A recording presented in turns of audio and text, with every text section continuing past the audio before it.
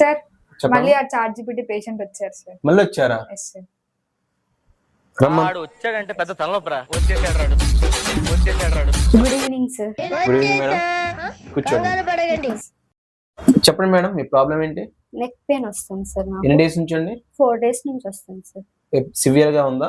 అవును sir. Okay, ఒక్కసారి మీ head left తిప్పండి, రైట్ తిప్పండి. పెయిన్ వస్తుందా? వస్తుంది సార్. ఓకే మేడం, దీనికి ట్రీట్మెంట్ ఉంది మేడం. ఆ ట్రీట్మెంట్ ఏంటంటే నాకు తెలుసు సార్. సార్ ఏంటి సార్ అది? ఏం తెలుసు మేడం? అదే ఏదో క్రీమ్ వేసి ఇలా తిప్పుతారు కదా కదా, అది 5 నిమిషాలు తిప్పేసి ఏదో నల్లగా ఉంటది, అది అతికించేసి కరెంట్ పెట్టేయండి, అయిపోతది. అరే నీ అబ్బా. మరి ఎక్సర్సైజ్ మేడం?